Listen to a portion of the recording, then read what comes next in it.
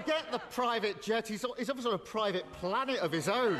Oh dear, that's even worse. Daily Mail readers learned this week that the Prime Minister has begun to feel sorry for himself. He's even been heard comparing his plight to his beloved Southampton Football Club.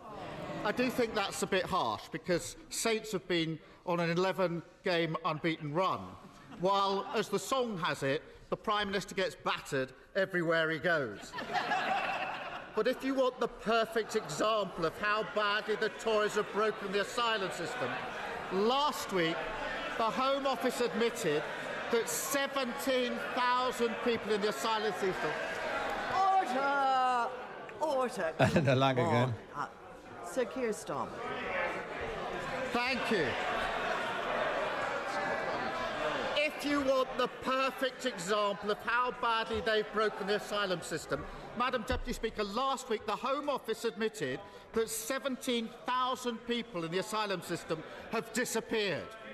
Their exact words, it's hard to believe this, we don't think we know where all these people are. Now, you might lose your car keys, you might lose your headphones, you might lose your marbles. How do you lose 17,000 people?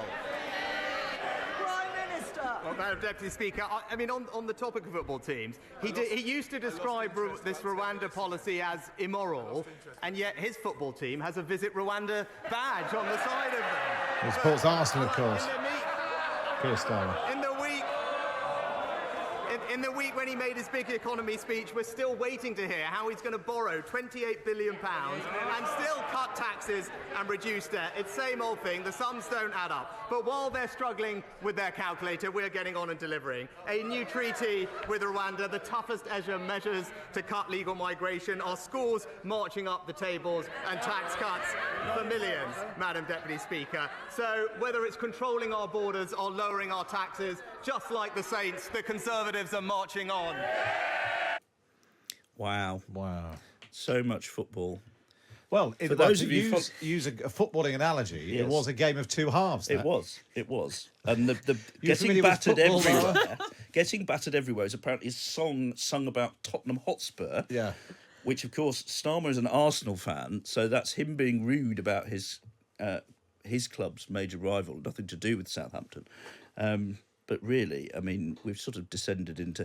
This is the second half of it. The first half of it was rather good. I quite enjoyed it. The second half of it was a bit like a sort of really bad sitcom tries to write what happens in Prime Minister's questions.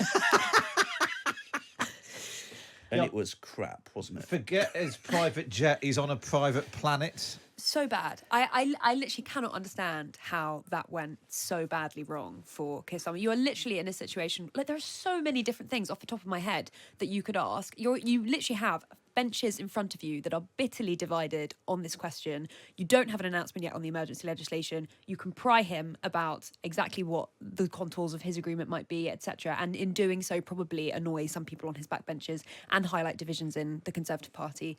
But you're choosing to make jokes that I'm sure when he read them, he must have known weren't going to be hugely amusing to people. And they're not Keir completely Starmer bemusing to jokes, others. are they? You need to write jokes that fit the personality of the person who's saying them. Occasionally, if you've got an absolute humdinger of a one-liner, you can get them to say it. But it has to sort of be something that sounds natural coming. I mean, maybe Starmer sits around making naff football gags the whole time in his private office. But, I mean, please... A member of the Shipman family has reminded me that my father once went on stage with Paul Daniels as well. There we are. At the Theatre Royal in Lincoln. He saw him in half. No, he didn't. No, but he did. He was able to see how he was doing the trick. Mike says, "Who in the hell writes Sir Keir Starmer's gags? They were particularly lame after promising to start real toe curlers." Pete says, "Labour of the Tories on the run. Why does Starmer think resorting to a crap comedy routine is the route to take? It's not stars in your eyes when so many of us have serious problems to face in this country." Stars in your eyes, Lara? Just about. Yeah. I mean, one thing we all know is that's not a comedy show. That's doing songs. Doing Songs. impressions. Today, Matthew, I will be useless at Prime Minister's questions.